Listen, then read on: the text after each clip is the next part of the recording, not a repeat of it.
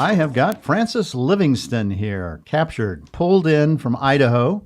He was doing a show here, and so I know a lot about Francis, but I'm going to learn a lot more, and I have a feeling there's some things I have no idea about you. Welcome, Francis. Welcome to the warm Arizona sunshine. Oh, thanks. It's good to be here.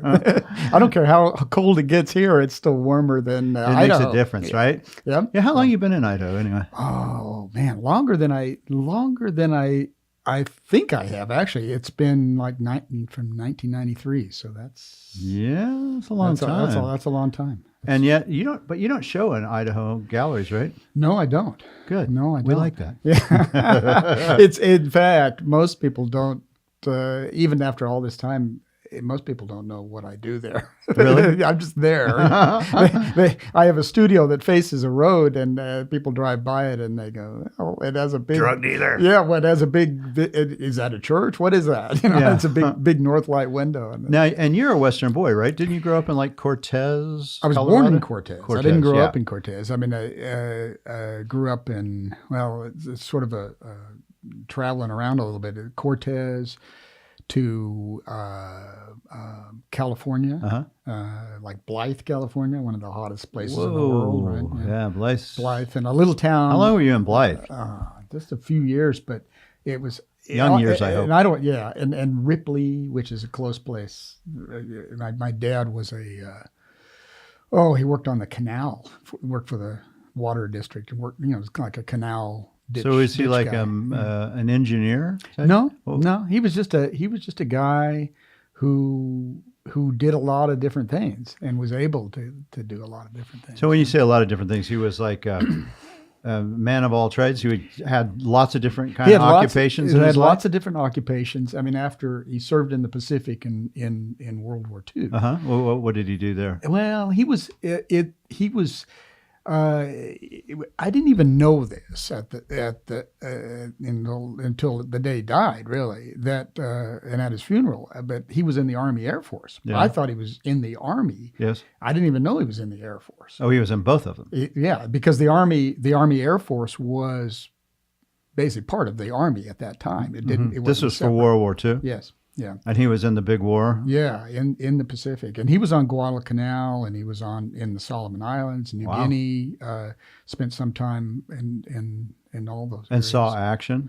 Yeah, saw action, but he wasn't a Marine, so he wasn't in those very first waves of things. Yeah, but still very dangerous. He did, yeah. And he was a first sergeant and had a platoon, and a lot of guys that were actually older than him. Yeah, but he knew how to fly, and that was always a curious thing. Because as a little kid, he took me up in a friend's plane, and we flew all around, and I always wondered how he knew how to fly. Well, did you ask? But so you didn't talk about the war at all? Much. Nothing. He didn't really. That wasn't. Not much, because he was. He talked about it, and every once in a while we'd meet with some of his old buddies or platoon guys, like the corporal and a few other guys, but none of them really talked about it a whole lot. Yeah, it was one of those things that he talked about it in general terms, but not about detail. Yeah, that seems to be common for not only that generation, I think for a lot of anybody that's actually gone to real war. Yeah. It's not something you really want to revisit. Right. Although, and he never wanted to even, he said, well, no, when I said, hey, you want to go visit islands or go, he goes, no, I've seen enough of sand and islands. I saw it. I've been there. I don't want to do that again. Yeah. Oh my God. There was one time he came out to California, some years before he died, and we visited Angel Island, which was right there in the Bay in San Francisco, and that's where he shipped out of. Yeah. What do you think? Did he say anything? Not really. We walked around the island, and he was trying to remember different old barracks that were still there that are historical things now. And he sort of had vague memories of some of the places that he was. And so, what did your mom do? She was just a housewife. Yeah. She was just, and when he was in the war, she was 10 years younger than him. Oh, I see. So she was like, 13 or 10 or whatever when he went in. And so that was a different. Yeah, they weren't married at that time. No. He was born in 1920. She was born in 1930. I see. So when he came back from the war, then he married. Yeah, and he dated. I mean, this is a whole weird thing, but he dated my uncle's, his brother's wife before. Oh, interesting. And so I actually had double cousins. You know, sort of like they were almost brothers to me. Yeah, because they were these two boys were your dad's my dad's brother and my mom's sister. They got married. Yeah. So that's interesting. So that's kind of they were very closer first cousins than you would normally have. Oh, very, yeah. And I would stay summers. And you're still close with those guys? Yeah, one of them passed away, but I'm still close with one of them. He's down in Albuquerque. And so your dad kind of did a lot of jobs and moved around a lot of places. So you went to a lot of schools yourself? Yeah, I did. And so from back to from Blythe, we moved to Oklahoma. Where? Edmond, Oklahoma. Oh yeah, which is just north. Wife's from. North of. Yeah, north I know of exactly where it is. Yeah. And in those days, it was a little college town. It's a university now, but it was like Central State College. And where did you graduate high school from? From that town. Were you involved already in the arts by the time when's your first recollection of going, ooh, I'm kind of maybe an artist? Oh, when I was a little kid. Yeah, but were you like 5, 6, 7? Do you remember? I'm trying to remember. I was into comics, into comic books. You still are, right? I still am. Yeah, okay. I still am. I love that medium. But I remember copying from comics, trying to draw, it could be everything from Popeye, Donald Duck mostly, Disney things, right? And developing my own cartoons and comics. And you started that when you were still in grade school? Oh, yeah.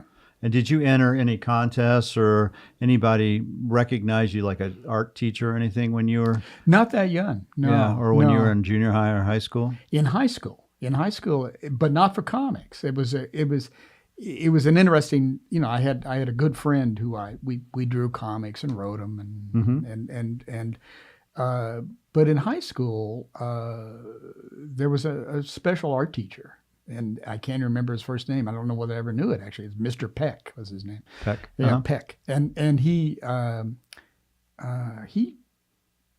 recognized something. I don't know what it was. Yeah, well, you could see he had talent probably. Well, I don't know. But it was interesting because he did a thing that, I'd never, I played a little sports, but not much. And I had other things I did in high school, but never really recognized for anything. But he was like, most artistic, right? With a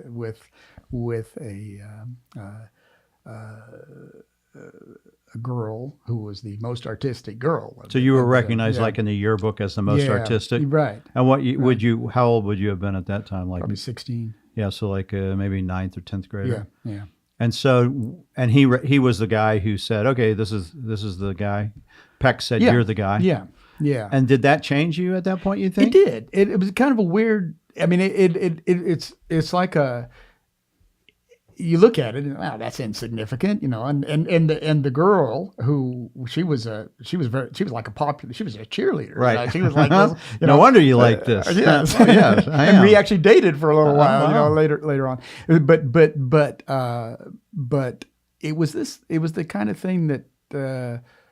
It wasn't a relative, it wasn't a parent, it wasn't a friend, it was somebody else saying, "Hey, you're doing something here," and so it was his field too. Yeah, it was his field. Yeah. So there was that, and then there was I had sort of a split direction, when I was younger, because I loved. I'm a pretty shy guy. I grew up a pretty quiet, shy type of person, but I loved getting in front of an audience, and on a stage for acting, drama classes, speech contests, impromptu speaking, and more than anything, debate. I love doing the research of debate, getting the facts of both sides, and being able to debate both sides. and going to debate tournaments. And so that I was into this direction, and most of my friends weren't artists. They were debaters and such. And they went on to be either lawyers or politicians or whatever, right? And so when when did you graduate high school? What year was that? That must have been spring of is that 71? 71. So the Vietnam War was still going on. Yeah. And so how did that affect you? Were you able, because you must have had your draft number, right? I had to, I was in that group, but I was in that group of 18-year-olds, or at the time, I guess they issued that I was 16. Right. But I was in that group that had a lottery. Yeah, you pulled the number. What was your number? High. It was like 300. And I can't remember. Yeah, so it was like it was at that time it was, I think they were taking 185, 170, something like that. And and I would have gone, because it was this kind of situation. I come from a family of military. I mean, I had uncles. My dad, World War II. I had another uncle in World War I. I had, it would have been kind of expected. It wouldn't have been anything other than, hey, I'm gonna go, do whatever. However, the war at the time, I didn't feel it was a just war. There was I don't think many young people at that time probably did. No. It was a tough situation, especially when you got past that 68, 69 era. Yes, that was really a rough era. And then once you saw how things were going, it wasn't. The tide had turned in terms of popularity of that. And you were in Edmond at that time? Yes. Yeah, so they had a lot of kids that were going to Nam from there, I'm sure. Because it was just kind of expected. I knew some of them. Yeah, I'm sure. You probably knew some that didn't make it back from Vietnam too. Yeah, that was really difficult. So you basically, by virtue of your high lottery number, that you could kind of take that out of the equation. Yeah, but I'm sure it was still there, right? It's an interesting thing, because you talk to people who were not affected by the, once the draft had been discontinued. You don't realize, you start thinking about this stuff. You start thinking about it in junior high. You go, wow, when I turn this age, I register for the draft. Everybody still registers for the draft. But you go, well, okay, this could be my destiny. Now, it's different in maybe a peacetime thing or whatever, but with Vietnam, that was a different thing. And so you could lose a lot of sleep over, wow, is my destiny somewhere else? Yeah. Can I do art, or am I going to be on the line? Yeah. And I'm sure when they did the poll, you remember that day very well. Yeah, I think everyone does. I remember when my brother got his too. We were all sitting around waiting to see what was going to happen. Right. And the other interesting equation or addition to that is my dad didn't want me to go either. He'd seen war. He knew what war was. Yeah. And he even said, well, if you are drafted, you're an artist. You can draw. They have special units for people who can do artwork, and they have a need for that. Right. He was. So he recognized you were an artist at that point too, clearly. Yeah. So you were headed down that road with his blessing as far as being an artist? Yeah.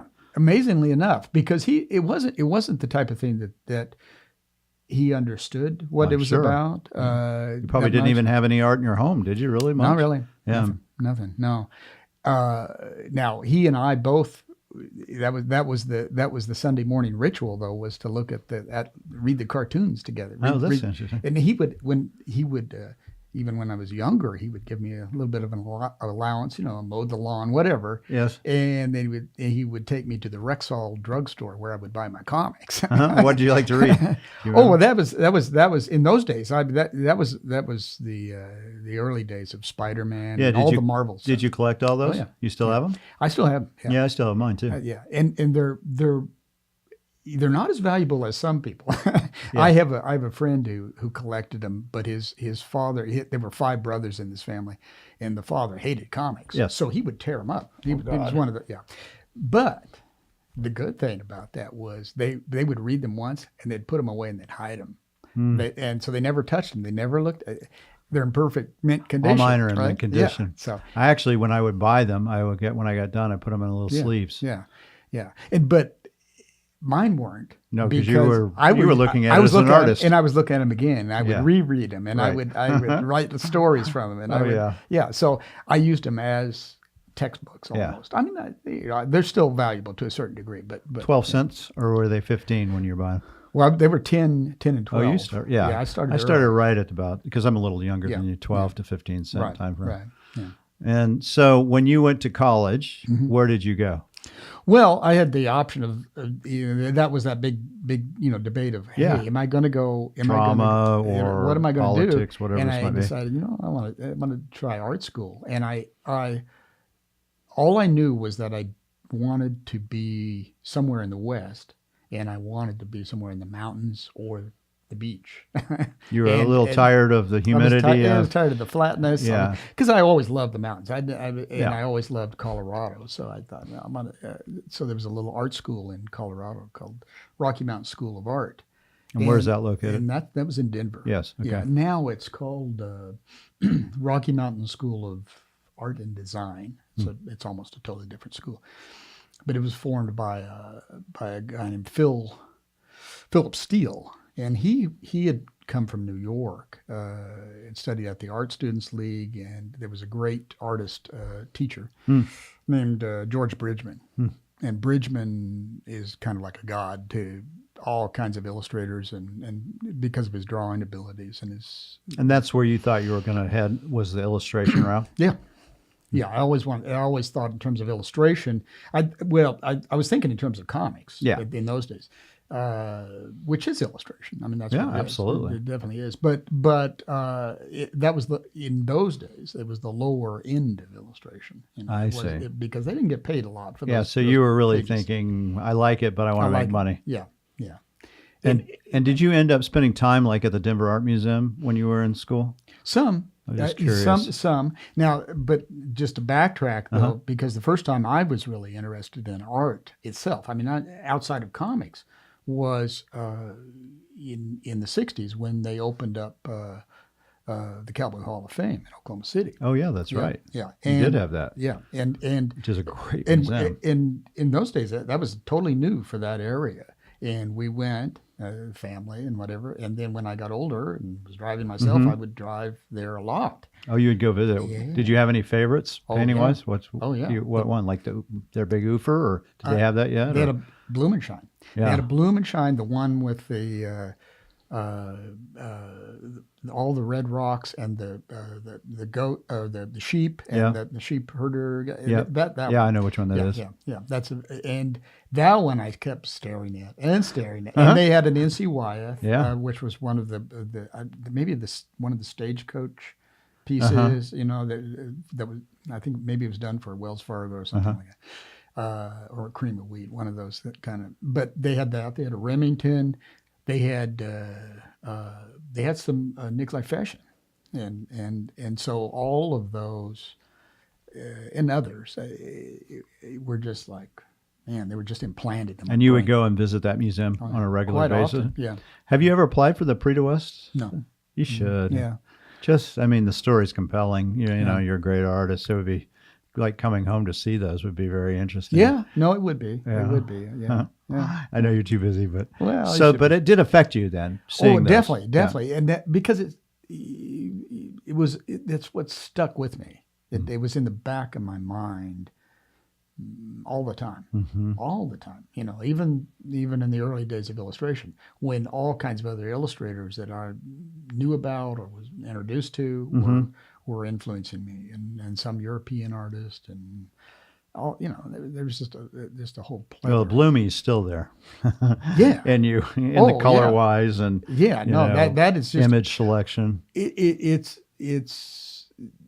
and what appealed to me was that the depth of his paint on that thickness, the impasto. The impasto,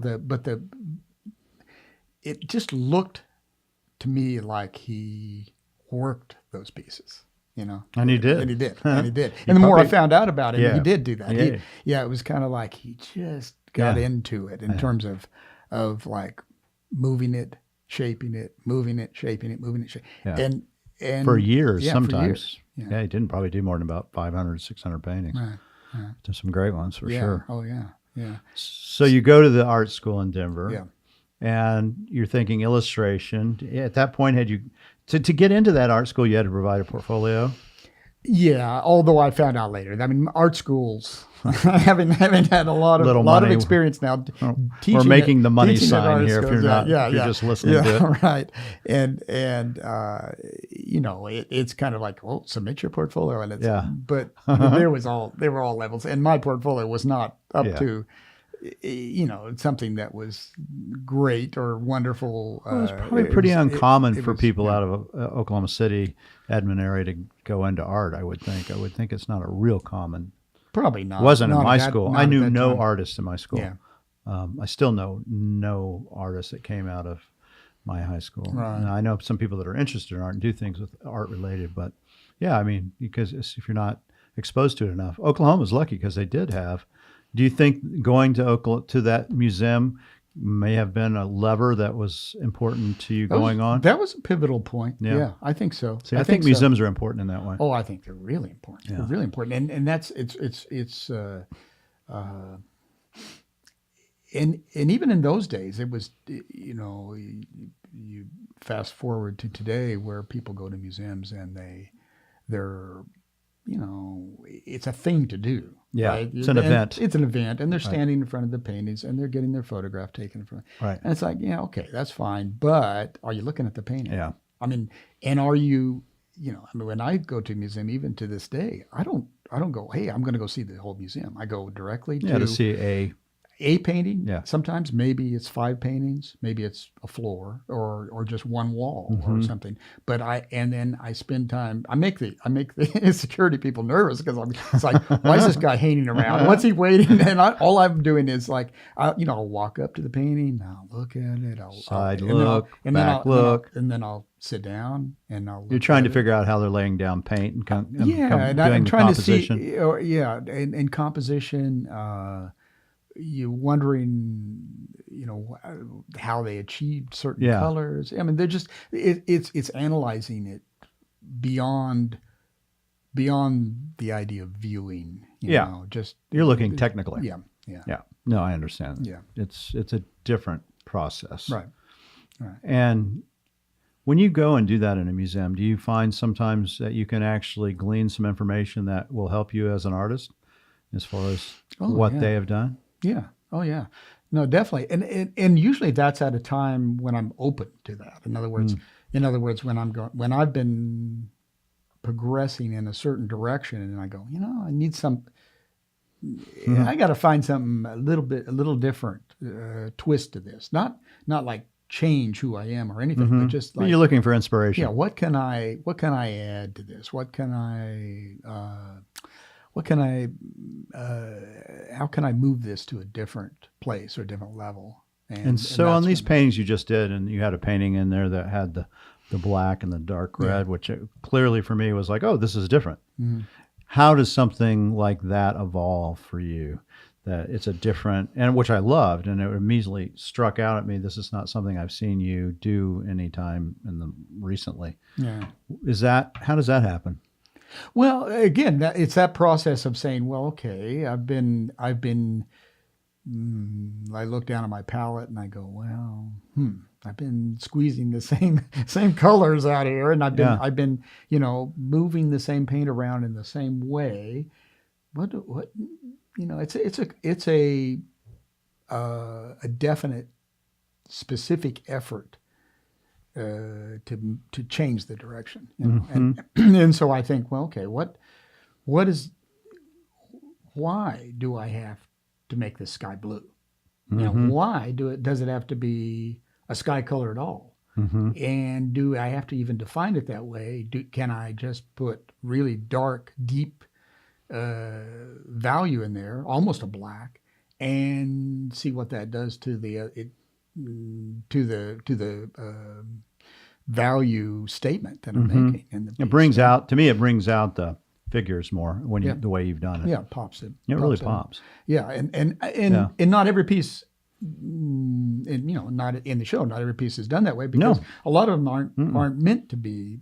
It just wouldn't work that way. It'd be like, okay, and you have to be careful with that kind of thing because it becomes a gimmick or becomes a thing that you do because it's right. Right. If you go, well, okay, I can put black around this every time, and I can do this, and it always works. Yes. But that's why you're doing it to avoid that, really, right? Yeah, exactly. So, and will you scrape one if you get it and you go, this is just I don't like it. Yeah.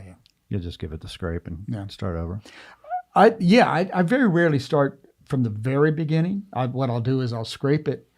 Maybe wipe it down a little bit, do some, even to the point where I might take it outside and just throw a jar of turpentine on it and then let it drip and then let it dry, get back to it in a couple of days. And I kind of see that, now I've got a different feeling about, there's the paint thickness and the colors both. But just a different beginning as opposed to saying, hey, I'm going to wipe it all down and start from a white canvas or a white board. You're giving it a chance. Yeah. There's something. So from kind of a loose abstraction of shapes, I begin it again. There was that great story that Richard Diebenkorn used to tell about how he kept a jar or container of pink paint, and whenever something was just not right, he didn't try to just keep working it until he took the pink paint and just started slapping that on the painting, and then it was basically destroying it, so he could start again. He could regenerate it. Yeah, but not lose the imagery or the sensibility of it. No. And you draw on your paintings, right, with a pencil. You often draw out the imagery first. Yeah. The imagery is drawn out, and the technique is very. It's like drawing. Sometimes the drawing or the imagery is drawn out in more detail than even the painting winds up because and people have asked me about that. It's like, well, wait, there's so much drawing here. There's so much detail in some of your, the work, and then you just put paint on top. I go, well, yeah, but if I see it, if I draw it, then I've put that in my memory, right? I visually I remember what I drew or what that drawing looks like, and then I move into the. Dixon would do that. Yeah. Draw out something kind of ornately on the canvas, and then wipe out part of a window because it didn't work, and get rid of it. Right. Simplify. It's just a beginning. It's a loose roadmap. It's a loose roadmap. Yeah. That's a good term for it. So going back to our Denver world. Yeah. You do 4 years in Denver? No. How many years? I did 2 years at the school. Yes. And which art school. It was one of these. It was an art school that was in the day called a commercial art school, right? So that means you took graphic design. Right. That means you learned some things about lettering. You took fine art. You took figure painting. You took we did printmaking. We did silk screen. We did perspective. We did anatomy. Yeah. We did all these things. But it was you weren't necessarily on a track to have an illustration portfolio. You had a commercial art portfolio, so you could go work for some place that maybe did layout illustrations for the newspaper, something like that, as a beginning job. You could get a job, basically. You could get a job, yeah. But in those days, there was somewhat of a recession going on in those early 70s, and Denver was not a good place for illustration. Yeah. So that would have been like 73 that you're finishing up there, and then so where do you go from there? From there, I went to getting some odd illustration jobs. Living in Denver. Living in Denver, yeah, odd illustration jobs.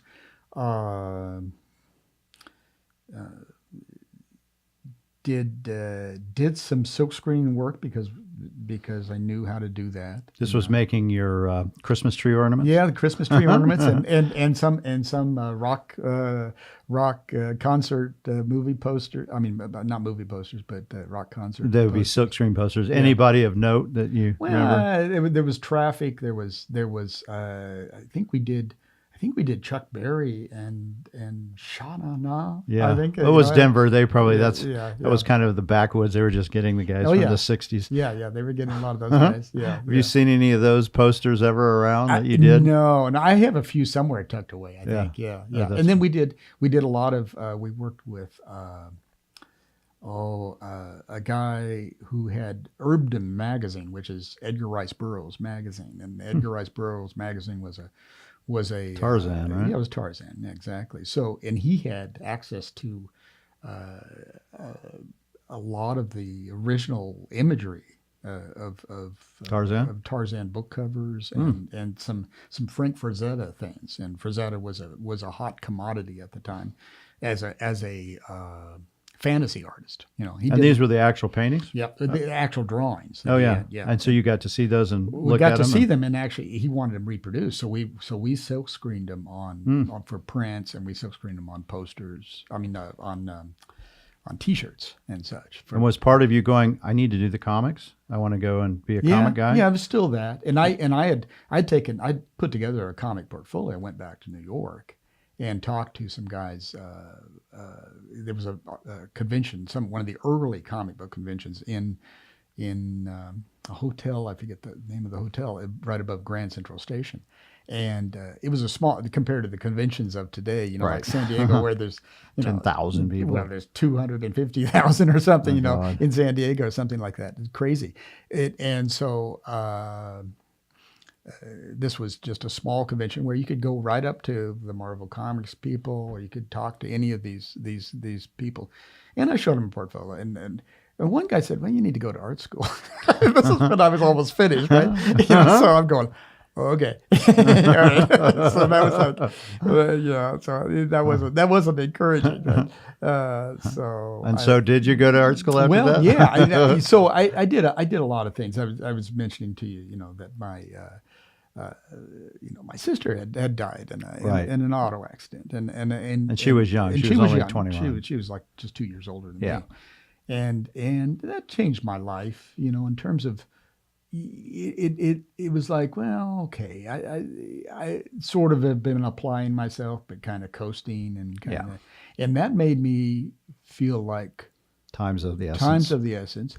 All, to the point of where I met this young lady and we got married. I mean, it's like, oh, okay, let's get married. Yeah, I could be dead tomorrow. I could be dead tomorrow. I mean, I know it's an odd thing, but I think it is like, let's move things along. Yeah, and that didn't last. That was like a couple year thing, and that was like starter marriage. Yeah.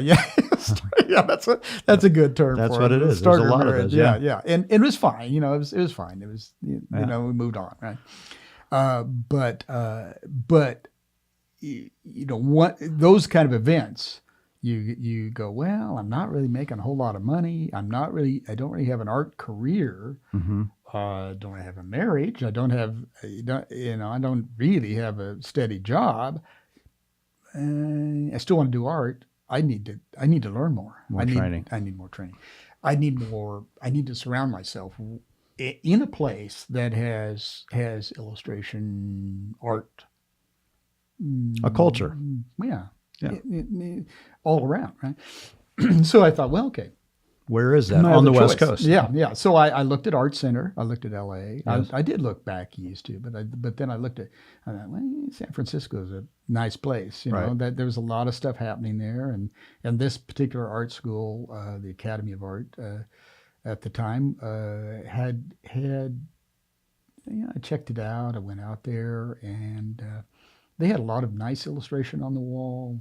They seemed to understand what illustration was about, and I thought, this looks like the place. So I moved out there. I just loaded everything in my little. I had a Mercury Capri at the time. I was like, ooh, a classic. Yeah, a classic. Yeah.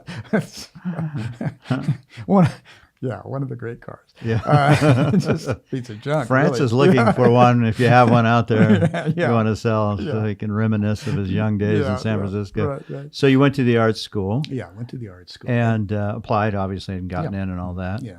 And so, how did that go? What It, happened? it there? went really well because because of that sense that, okay, I've done the stupid things in your early youth, and whether that's like, hey, too much partying and too much this and not enough of that and whatever.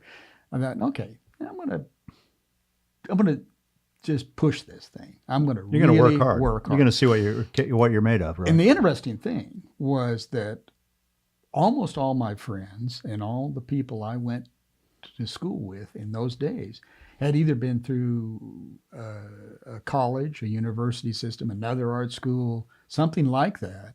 Mm-hmm. And so we were all sort of in that same boat, and it made that particular class crazy competitive. I mean, competitive in a good way. Yeah. Right? Yeah, people that were all focused. Yeah, all focused. And so when you brought something in to your class and somebody else brought something in better, you go, boy, okay, I'm going to go home and do something better than that. Right. And so it was like this, the ante. Everything was like.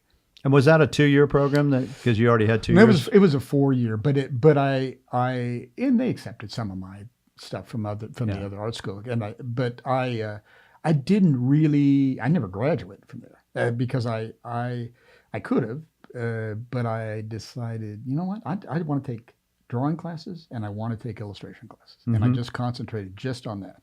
I see. So you took the classes, you just didn't care about the degree so much. You just wanted the skill set. Yeah, and I just wanted to take them over and over again. And I was lucky. They gave out a scholarship, and I won that scholarship. Oh, wow. And so then that was another kind of,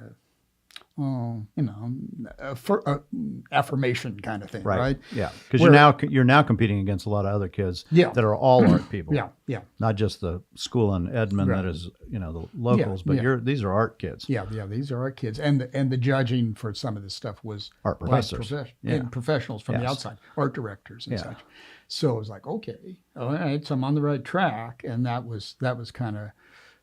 It was the type of thing where I had a great art teacher, Jim Sanford, and this was a higher level art class, and I was wanting to try a few things. I'd seen some illustration that had kind of like a relief type of sculpture. Mm-hmm. So you'd light it, and you'd have light and shadow from the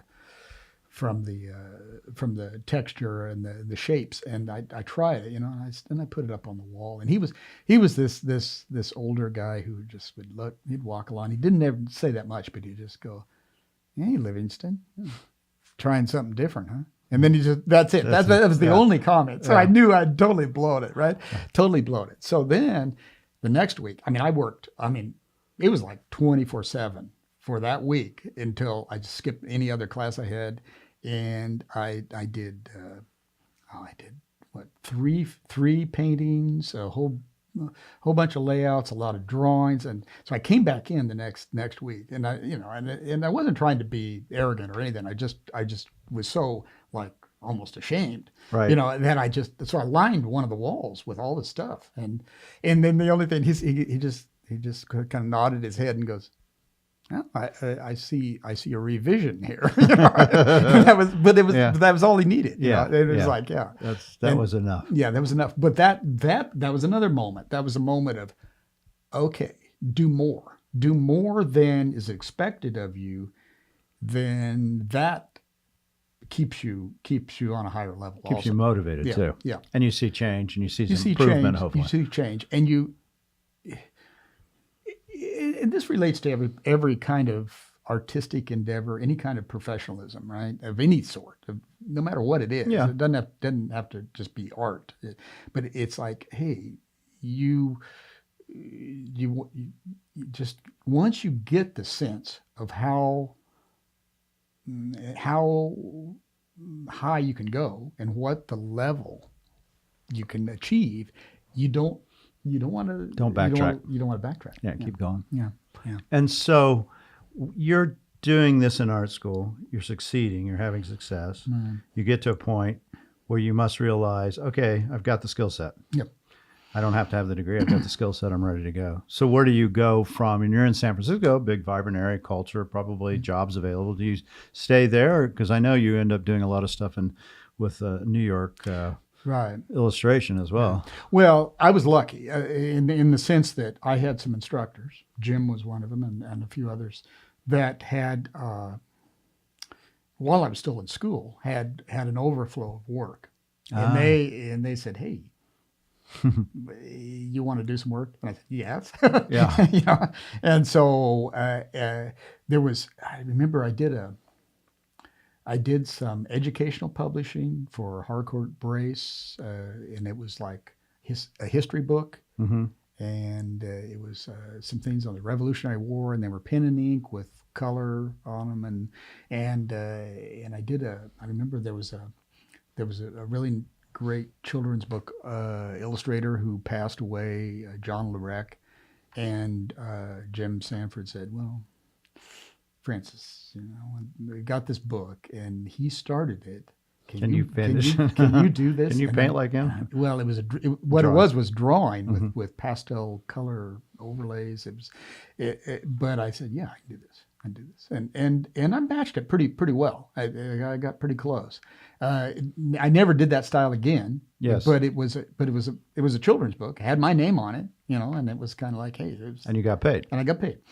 And then from that point, it just kind of kept snowballing. It kept snowballing, and because it was San Francisco was a small town, so then you were able to go, well,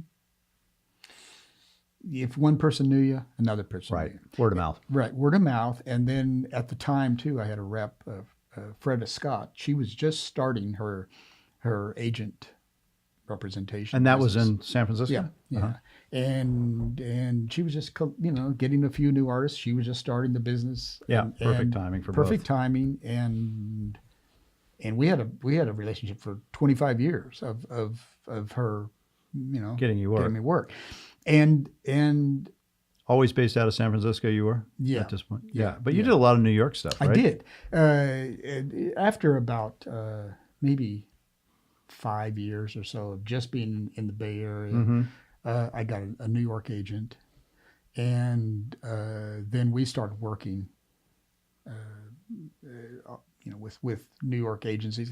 And New York is still, I mean, no matter what happens on the West Coast. Yeah, it was happening. It still is. It's just that's where they looked for the work. Where the major publishers are. That's where the major magazines were. And a lot of them still are, and where a lot of the designers.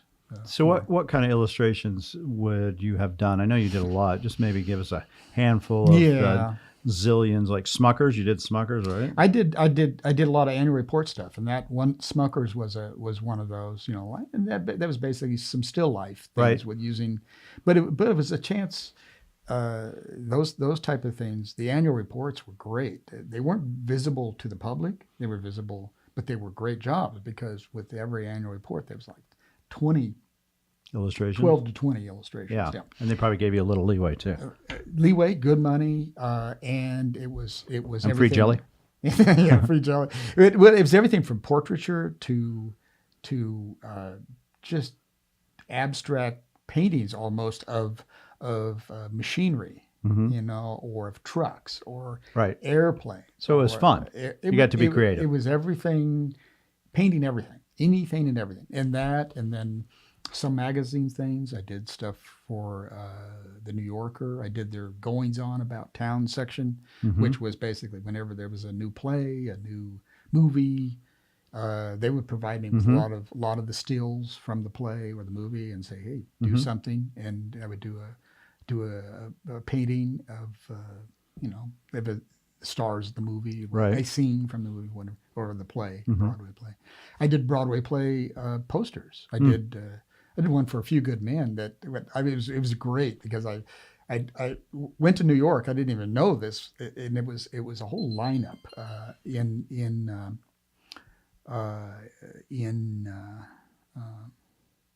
the painting. It was a lineup of all these Marines and then one woman on the end of it. Right, Demi Moore, I think. Demi Moore, yeah. But it was a Broadway play, so it wasn't. I wasn't trying to get the Demi Moore likeness. So it was all but I'm there and I'm walking in Times Square and I look up and I go, whoa.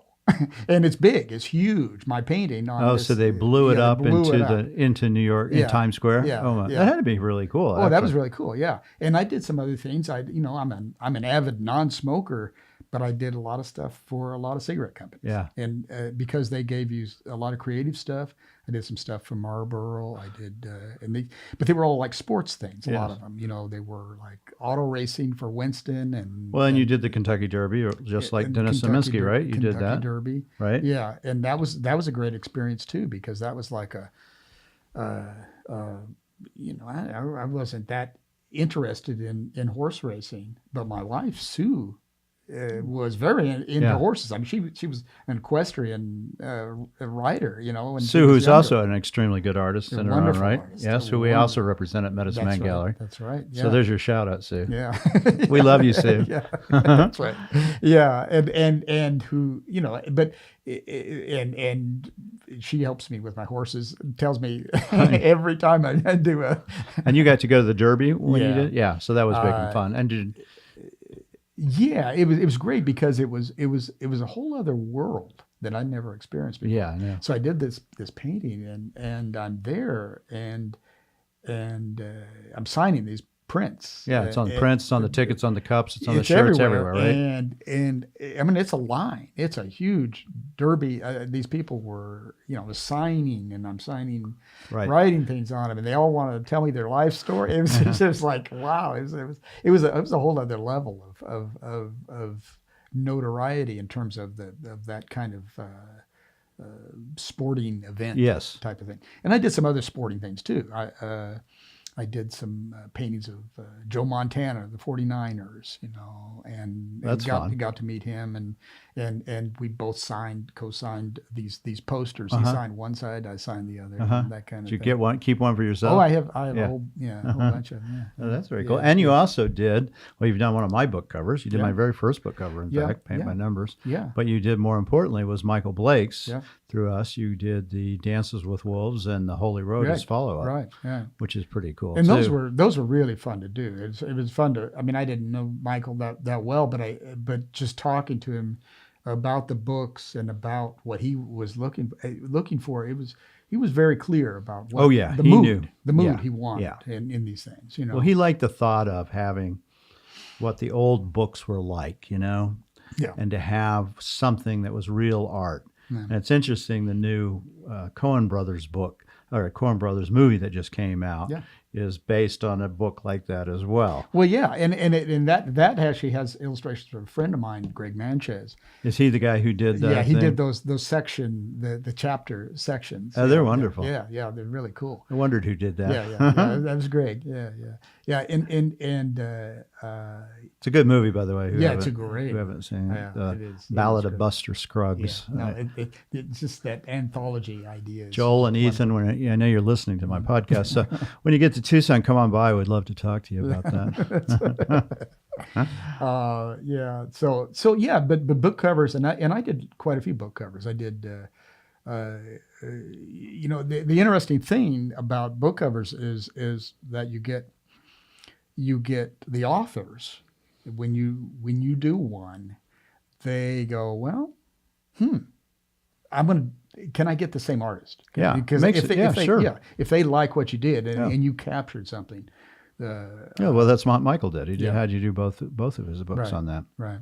And at what point did you go, okay, I'm a very successful illustrator. You did the Bellagio Hotel too, didn't you? Yeah, that was actually I just got to ask about that before I even go further. Yeah, well, the Bellagio. This was actually they were still building. Yes. Building the Bellagio, and so they came to my agent in San Francisco and said, "Well, this is a big project, and that is a big project. We want him to paint. We want him to paint what we're building, but yet we don't want him to describe it too much because we don't know exactly what it's going to look like totally. So they came to me because I had sort of an impressionistic kind of style. Yeah, you do. So I could be vague enough. So if I did a painting of one of the rooms, it was the feeling of the room. It was the feeling of the light coming in, the warm light on the pillows of the room.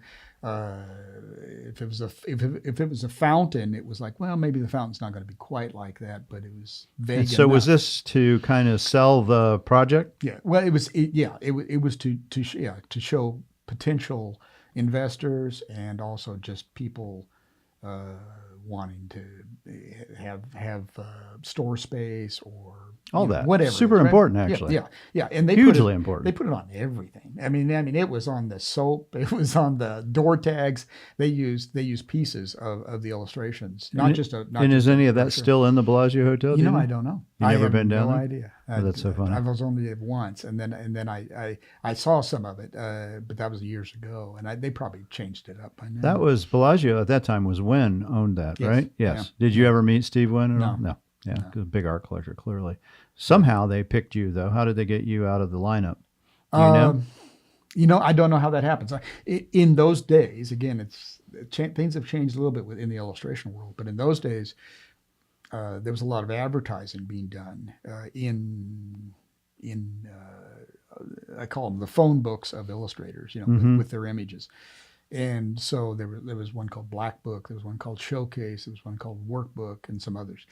And you would buy advertising pages, and it was a thick book with all these. So you, as an artist, would buy. You would show things you'd done, and you would put it in there. Yeah, you would put it in there, and with your pre-internet, pre-internet, and contact information and such, and then then they would contact your rep, or they'd contact you, or however you had it set up, and then you'd get a call, and they would.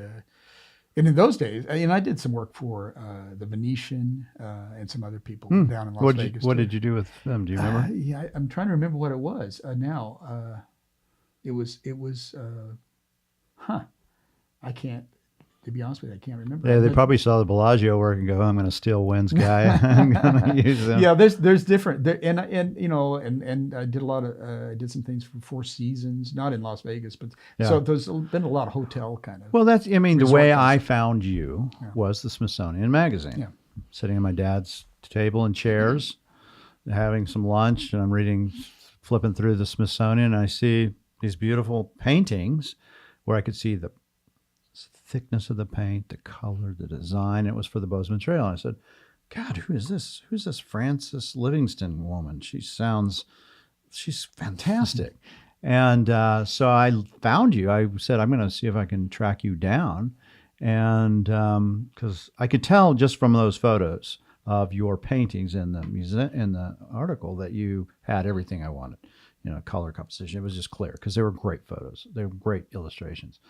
And you said, hey, I'm getting ready to quit doing what I do, which is as an illustrator, I'm going to kind of move to fine art. Mm-hmm. So this is a perfect timing for us to maybe make a relationship. Yeah, and it was an interesting moment because I had been showing in a few other galleries with some urban imagery, right? And which imagery. You're also known for, more New York kind of stuff. New York and Coney Island, right? And Santa Cruz boardwalk, right. Kind of stuff.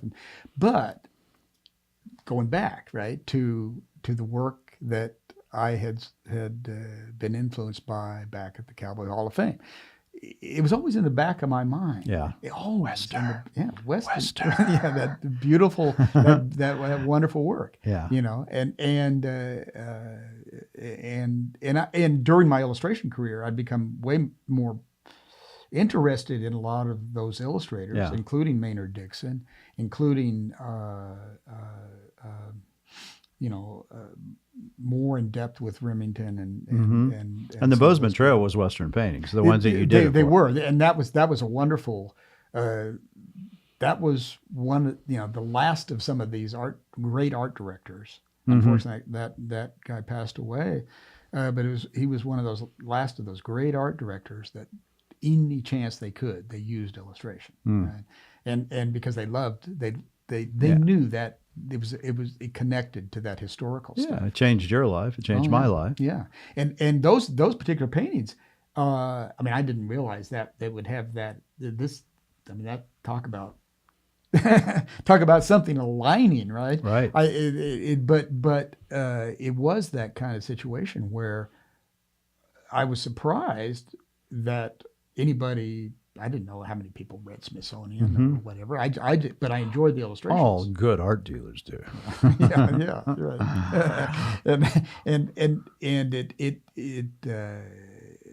and I remember, getting that letter, and I'm going, oh, it's this medicine man guy. Yeah. What is this? What Right. is it? Who is this? Right. What and you're making your living primarily as an illustrator at that point. Yeah. Yeah. Yeah. And then and did you see the writing on the wall for illustration? I mean, everything's going digital at this point already. No, not at that point. No. I was pretty busy. Yeah. I was busy for quite a few years after that. With illustration, I still had a lot of. There was a lot still being done in a traditional way, and there still is actually. It's shifted how some of the thinking a little bit, but no, I didn't have a sense how much it would change. Yeah. At that So you were more interested just in the fact that you could be an artist. You could create what you wanted, subjects you wanted, on your own timeline, and potentially do well. Right. And I like the idea of I didn't particularly have a direction. I liked, because of my background as an illustrator, it makes you somewhat fearless. In other words, I believe that. You can go, absolutely. Hey, you can do anything. I can paint a person. I can paint a building. I can paint an ice cream cone. I can paint a flower. Why not? Why can't you paint anything? Sure. If you want to, you don't have to be a specialist you turn out to be a specialist because of circumstance or interest or sales or there's all kinds of things that go into that mix. But well, you do have a very distinctive style, and that I remember seeing in the New York Times that big color advertisement of a window and a chair looking out over a balcony, and I was reading the Times and go, that's Francis Livingston's painting right there.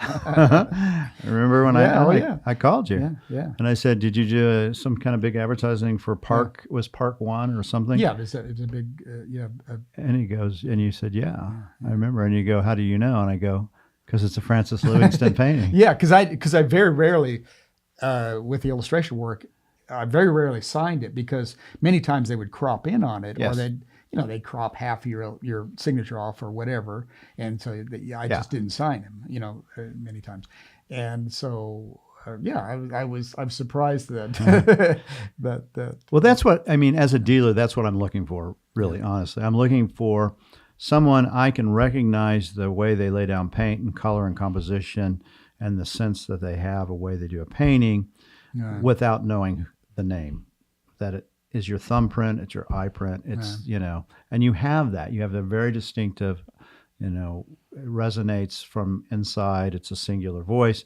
And I think any artist that can accomplish that, even if you do, cityscapes, Western, or an umbrella or whatever it is, then you have found yourself. Yeah. And then you just need to apply to what you like. Right. Yeah. And I've talked to enough artists that there's kind of categories of artists, categories that are, and everything's legitimate, right? Mm-hmm. Depending on your personality, depending on how you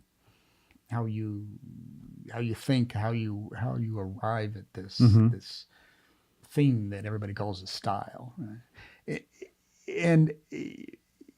For me, it's still this somewhat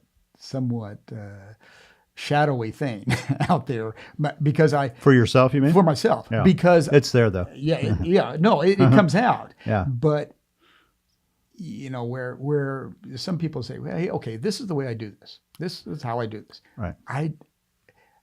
I start painting the same way, with the same kind of I don't know what I'm doing. Mm-hmm. It's like I'm not sure what. Well, maybe I'll try every single painting. See, that's a theme. Yeah. Yeah, it is. Yeah, it is. It is. It is. It is. And for a while I thought, man, I can't do this every time. I'm driving myself crazy. But then I thought, well, wait, that's who I am. Yeah.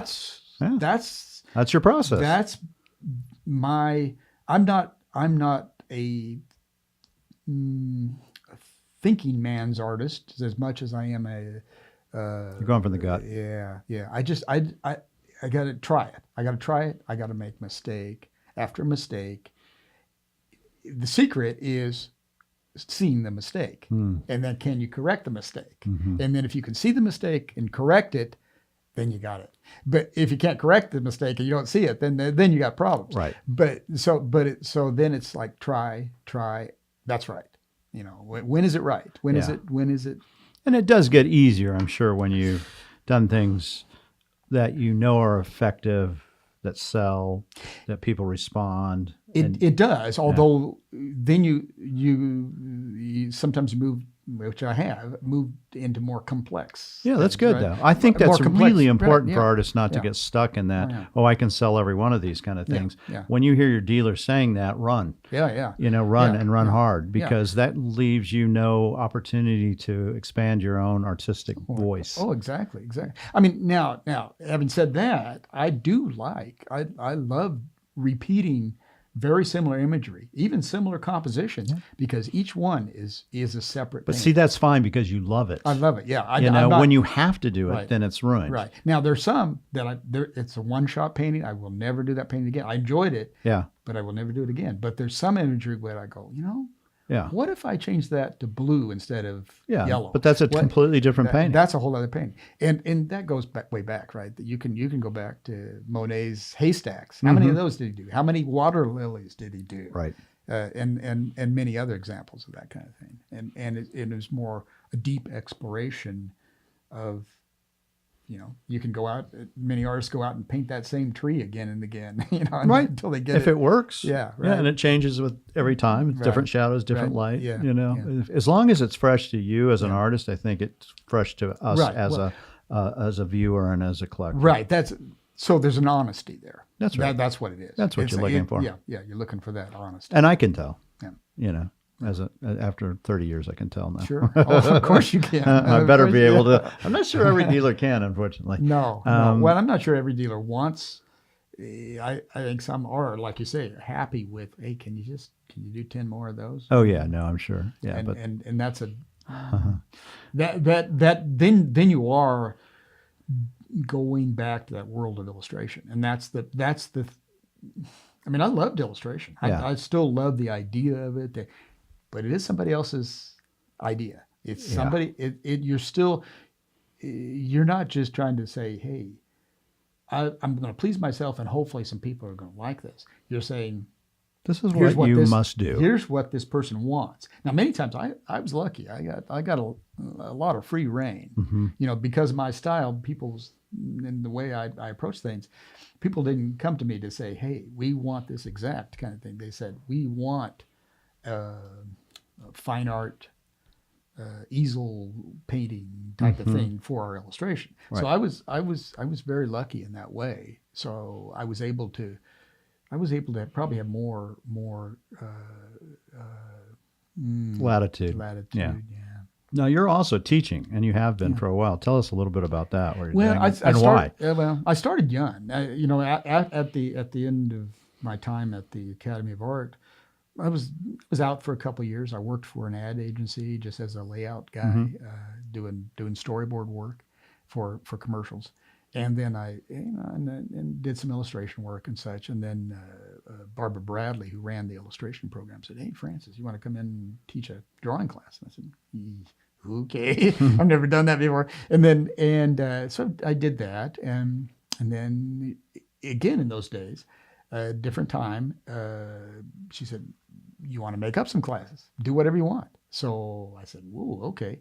I did a technique class. I did another type of illustration class, some other things, and I was able to change it up each time and invent things. And so I was very, but I was in my 20s, and I had people, in the class who were my age and I'm sure maybe older, and I learned a lot. I learned a lot how to communicate to artists, and not just that, but how to be sensitive.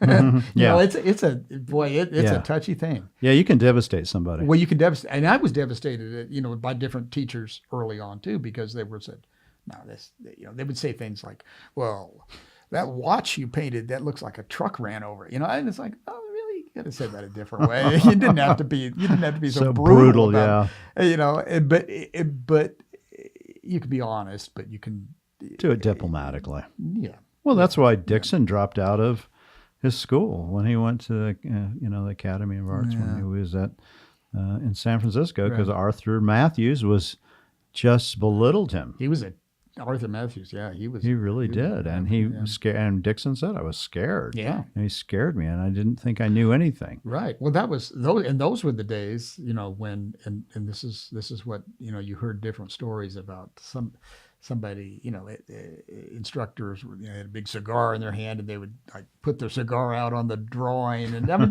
these were abusive guys. Yeah. And I don't know if he was abusive, but. And for Dixon, he definitely pushed him out of school. Right. There's no doubt about it. Right. And art school isn't for everybody. Yeah. That's for sure. And I think that's right. Yeah. Some people really isn't. isn't. And it can be detrimental even. And you're still teaching, right? Yeah, and you have. teaching. Yeah. And when we moved from San Francisco, I mean, I got very, very busy, and so I stopped teaching while I was still living in the Bay Area. But I went. I would. Go back every once in a while, do some lecture or something like that, and then the Academy has a program where they were flying artists because they didn't want, which I think is a great program, they didn't want the instructors to all just be San Francisco. Come from the Bay Area. They wanted some other DNA in there. They wanted some other DNA. They wanted people, a little bit of variety. And so they were flying people from mostly the West Coast, the people and flying them in to teach. So my friend who I went to school with, Chuck Pyle, became head of the illustration department. Yeah, and he's a great guy. Yeah, he's a great guy. And a great artist. Yeah, he's a good artist. Yeah. And he said, well, Francis, we can fly you in if you want to teach. And so I said, no. And so you're doing that 2 times a week? You teach 2 days a week? I teach 2 days a week. Yeah. And I don't know how much longer I'm going to do it, but we'll see. But it sounds like he's fishing for a raise. No, there's no raise in the office. I mean, it is one of those things that I really like doing it. Yeah, clearly, because because you could be painting and making probably quite a bit more money. Yeah. It's a time suck for sure. Yeah. But it's great. And when you really reach touch some a kid. student, and it's light bulb go on. You see it, and you see maybe they're struggling, and then they write you a note and it says, "Oh, you helped me so much," or you whatever it was, and it's like, okay, that's worth it. That's good. Yeah, that's more than money. Yeah. That's why we do things like this podcast. Oh yeah. No, it's not. I mean, and so it feeds. Yeah, it feeds something. The soul. And I do another thing back in Kansas City at the Illustration Academy. This is a group of really a high-end group of illustrators, starting with the grandfather of illustrations, Mark English, who's in his 80s now, and his son John English runs it now, and Chris Payne, who's been he did enormous amount of time covers and Gary Kelly, who is just. You've seen his work all over Barnes and Noble in the past, and just great stuff, right? And high end, and a lot of others, and it's great to be in that group. And all those guys do a week there. I shouldn't say just guys. There's quite a few women that are doing it now too, and all of those artists. Again, you don't get paid much for doing it. You're spending that time because it's not only with these students who want to be there, but the camaraderie. Yeah. Right. Yeah. With all these other, you go out, have a few drinks, have dinner, and the conversations are. It's about great. art, illustration. Yeah, it's about. And you get to see their skill set. And it's about the commonality. It's about the idea of, wow, you experienced this too, you know, and then you're not alone, you know, and it's great to have that kind of. I used to have the days before cell phones, you know, and I had crazy expensive long distance call, you know, Calls. because I would talk, and I still do. I know. I talk on the phone and I paint. Right? I know. yeah. And I bothered Chuck Pyle and I bothered all these other people, and they go, Francis, I'm not getting any work done because you're talking to me. And I'm going, well, I got a whole painting done. What are you talking about? You know? So, but I always said, well, that's more, you know, that's cheaper than, you know, therapy or something. Yeah, no, you know, right? I get it. Yeah. Well, there's a commonality with artists that only artists can understand. Yeah. Because you go through certain hardships, honestly, that other people don't have to go through. Yeah. When you depend on somebody to sell your work, for the most part, that alone is hard. Well, that's hard. And you see the world, you know, you see the world in a different way too, you know. In what way? Well, because you see the world through shapes. I got it. I right? understand. Yeah. Okay. Yeah. Shapes. Mixed saying. Right. Yeah. I get it. Yeah. And everything is a composition. Everything's a composition. Everything's you know. And sometimes I wish I could undo that. Yeah. You can't. Really, you can't. It's there. Yeah. It's there. Yeah. You've opened that Pandora's box, right? but it's a wonderful box. It's a wonderful box. Yeah. But it is. I can be sitting at dinner with across from somebody, and I'll go, oh, look at the shapes on the. Yeah. And they're talking, and I'm listening, trying to listen to the conversation, but I'm looking at. Oh, I do that too. Right? Yeah. No, I think when you open that up, which is a wonderful thing, and I encourage people to go to that part of their brain that allows you to think more abstractly and in senses of looking at the world in a way of color, shape, and light. Yeah, man, it changes things. Oh yeah. No, but back to your original point of that idea of you know, you're painting essentially in a void. I mean, I certainly with Sue's extra eye, you know, I can. Yeah, that helps. That helps, but you're still you are ultimately. You're pounding it out by yourself, just like a writer. Yeah, right. Yeah. And so, you know, and then you're going, okay, is Mark going to like this? Is he going to be able to sell it? Am I doing something here? Everything is a big question mark. Yeah. It doesn't matter how many you've done. No, I know. Each piece is a new kind of, I wonder if I got this. Right. And you're very good. I have to say. I mean, you're very, very accommodating in saying, you know, well, let's try it. Yeah, let's try it. I love it. I mean, it's okay. It's okay if it doesn't work. Right. Then move on. You change, but you're okay with that. You don't go, well, that's it. That's done. Anyway, you can't. You know, it's. It's because I don't approach it from a monetary standpoint. That's why I do it. But you're able to let that go. Yeah, I let that part go and see what's going to happen, what's going to come out, and what are we going to find. And I'm going to have fun. Yeah. So if you're up for it, right. You know, which to me is the bigger thing than me being up for it. It's really you because it's everything on you. You know, if you don't sell, you don't have money. And I just go, oh, it's really great. I enjoyed it and I love the thing. Sorry, it didn't work. Yeah. So it's a big risk for artists, and I appreciate artists that are willing to take that chance. Oh yeah. And you have always been willing to do that too. Which no, I love doing that because it's just that's part of it. It is. I don't want it to get stale. Yeah. Well, and it doesn't matter why. Why let it get stale? Yeah. You've gone this far, and then you're going to just kind of go coast. Yeah. No way. Yeah. Well, you're just getting to the point where you've done enough, seen enough, painted enough that you can really take it to that next level, which we're going to do with this other show, which we can't even tell you about. Yeah. It's that top secret, but it's going to be a fun show. No, I think so. Well, we spent an hour and a half at least. And we actually have a show tonight for Francis. So we're going to go out and sell some paintings, I guess. Does that sound good? Maybe you want to go get a little bite to eat before you have to go and actually meet the people that'll be came good. To see you. And the show's doing really well right now. Yeah. And my buddy Dennis is having his show. Yep. And so that's and cool. we did Dennis's podcast the day before, so we're going to run these back to back whenever we get them done, so you can hear them and go to the website and you can see everything. But Francis Livingston, pleasure knowing you as a human being and as an artist. Thank you very much for the Art Dealer Diaries. Go look at Francis' stuff. Yep, this is fantastic. Thank you, Francis, for taking the time. Thank you, Mark. All right. Okay, bye. Gallery, located for over 26 years in Tucson, Arizona, specializing in antique Native American art, early Western art, including the famed Maynard Dixon, as well as modern art. You can find everything online at medicinemangallery.com. There's over 6,000 objects to select from. Also, the Charles Bloom Murder Mystery Series, written by yours truly, me, Mark Sublette.